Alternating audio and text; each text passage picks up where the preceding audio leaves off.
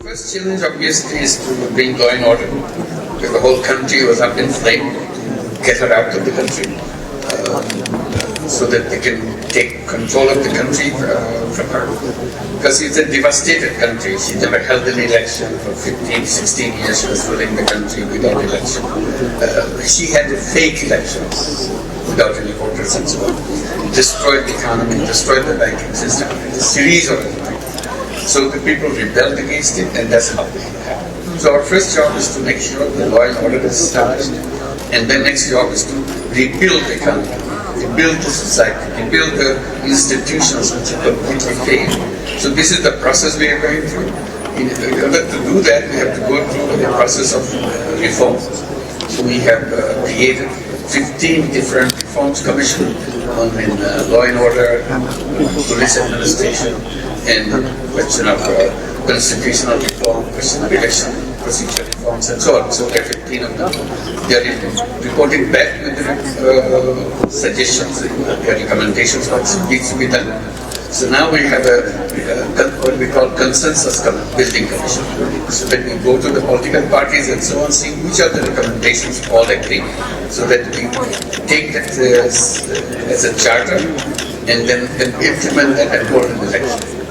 Election will be held as early as probably December of this year. Any intention to continue in a leadership position through those elections and beyond? You were called back for this. You said it wasn't a role that you were looking at. I still not the one to look at. I made it very clear. When my job is done, hand over the responsibility to the elected government. I go back to what I enjoy doing most. This is what I've dedicated my life. I want to continue with it. Can you just explain the main economic challenges that Bangladesh faces at present? What have you identified? You talked about the progress, not least in announcing plans for elections to be held late 2025 or early 2026. What are sort of fundamental issues that you need to work on with regard to the economy? When we have an earthquake, everything falls apart. So after the earthquake, you try to take big business again. This is our situation. The economy, society, administration, everything fell apart. So our job is to rebuild piece by piece. To give an example, the banking system. Banking system was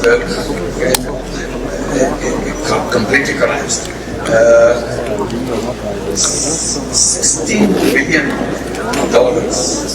were taken away from the banking system, stolen from the banking system. And in total, there are $17 billion per year that's shifted away from Bangladesh by over-invoicing, under-invoicing, all kinds of corrupt practices and so on. So the banking system is on the verge of collapse, our economy is on the verge of collapse, and we have to rebuild those things. Our international reserve situation fell to the deepest point, so we have to rebuild that on the economic side. And people have to continue with life so they can survive that. So economy is number one, law and order is and then build the institutions, schooling, education, everything. What progress has been made in these investigations? Has India responded to your request for extradition? I mean, what are you doing to address the need for national reconciliation amongst the people while ensuring justice for victims? One, I'm very happy, feel very relieved that the United Nations High Commissioner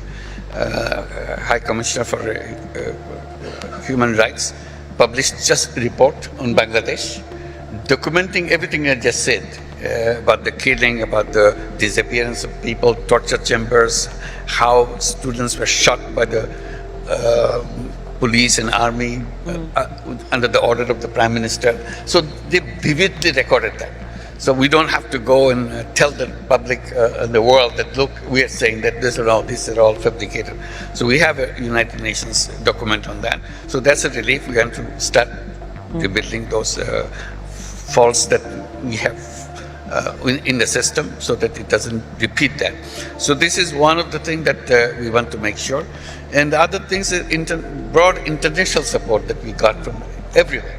Everybody wanted to support that, to rebuild. We say we want to build a new Bangladesh. The old Bangladesh is completely corrupt. It's a corruption-ridden, billions of dollars taken away. We are trying to get this money back. It's a very complicated procedure. That support, Mohammed, was a lot to do with you being in this caretaker position, it has to be said. I've spoken to enough people around the world who have sort of backed you to try and get this job done. So you know, you should be applauded for the role that you have. In your book, A World of... They are very kind of them. They pay attention to my appeal to them. And it's the work that you and I have been talking about for years in microfinance, and the work that you've won a Nobel Peace Prize, an economy that serves, or better serves, human needs at present. I am totally convinced it's possible.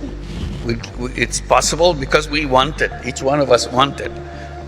Since we want it, we have to bring it out from us to make it happen.